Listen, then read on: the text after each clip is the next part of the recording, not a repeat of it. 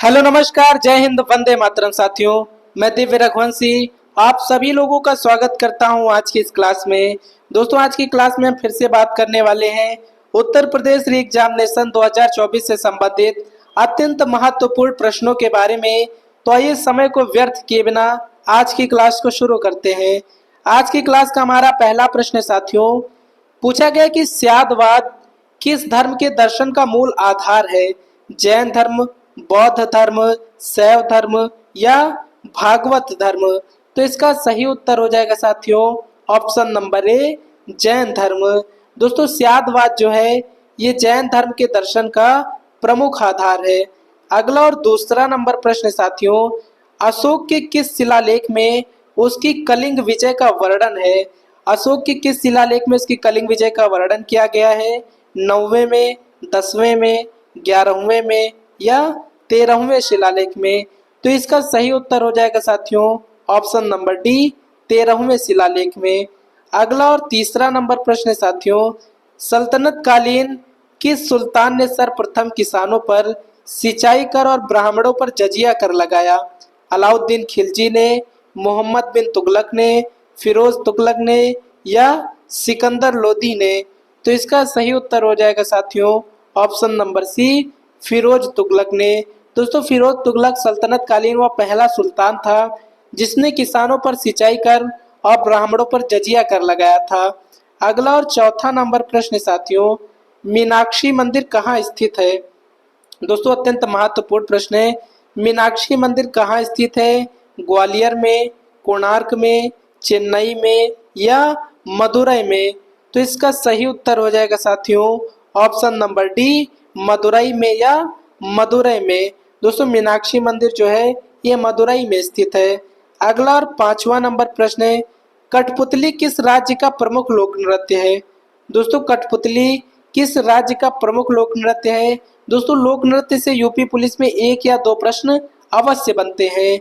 राजस्थान का, महाराष्ट्र का, आंध्र प्रदेश का या हिमाचल प्रदेश का? तो दोस्तों, कठपुतली जो है ये राजस्थान का प्रमुख लोक नृत्य है। ऑप्शन नंबर ए इसका सही उत्तर हो जाएगा। कठपुतली राजस्थान का एक प्रमुख लोक नृत्य है। अगला और छठा नंबर प्रश्न साथियों, भारत सरकार द्वारा दिया जाने वाला सर्वोच्च पुरस्कार कौन सा है? दोस्तों, भारत सरकार द्वारा दिए जाने वाला सर्वोच्च पुरस्कार कौन सा है? जवाहरलाल नेहरू अंतर्राष्ट्रीय पुरस्कार, इंदिरा गांधी अंतर्राष्ट्रीय पुरस्कार, गांधी शांति पुरस्कार या उपरोक्त सभी? तो इसका सही उत्तर हो जाएगा साथियों ऑप्शन नंबर डी, उपरोक्त सभी। अगला और सातवां नंबर प्रश्न है साथियों, लेडी विद द लैंप किसका उपनाम है? लेडी विद द लैंप किसका उपनाम है या लेडी विद लैंप किसे कहा जाता है? सरोजनी नायडू को, कस्तूरबा गांधी को, फ्लोरेंस नाइटिंगेल को या मदर टेरेसा को?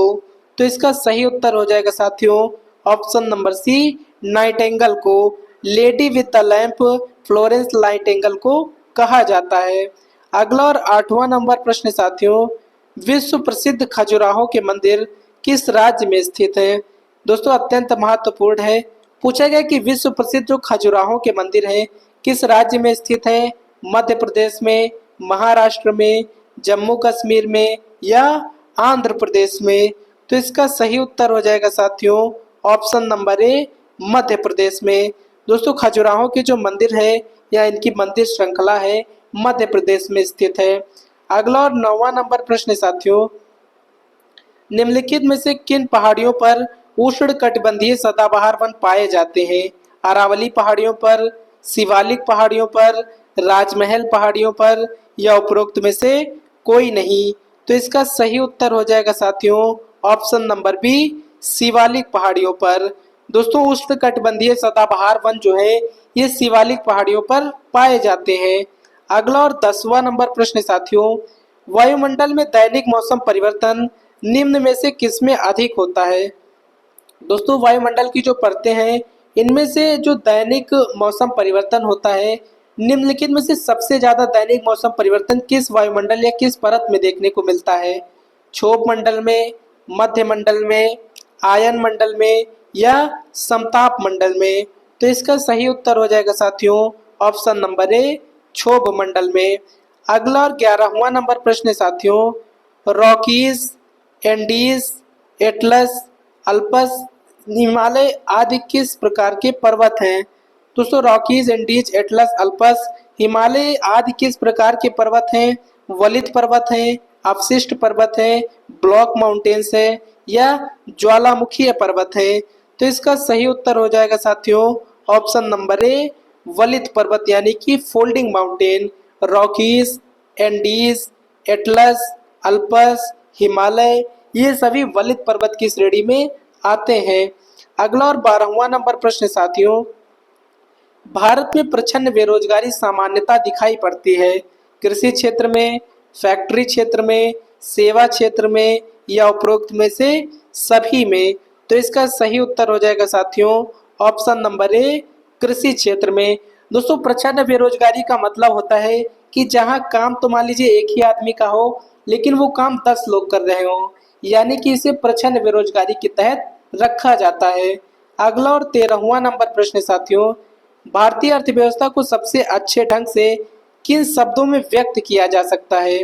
पूंजीवादी अर्थव्यवस्था, समाजवादी अर्थव्यवस्था, परंपरागत अर्थव्यवस्था या मिश्रित अर्थव्यवस्था? तो भारतीय अर्थव्यवस्था जो है ये मिश्रित अर्थव्यवस्था है, यानी इसमें पूंजीवाद, समाजवाद दोनों सम्मिलित हैं। अगला और 14 नंबर प्रश्न साथियों, सार्वजनिक वितरण प्रणाली का लक्ष्य क्या है? गरीबों को खाद्य सुरक्षा उपलब्ध कराना, जमाखोरी और कालाबाजारी रोकना, व्यापारियों द्वारा अधिक मूल्य लिए जाने से रोकना या उपरोक्त सभी? तो दोस्तों जो सार्वजनिक वितरण प्रणाली का कार्य होता है ये सभी होते हैं। ऑप्शन नंबर डी इसका सही उत्तर हो जाएगा।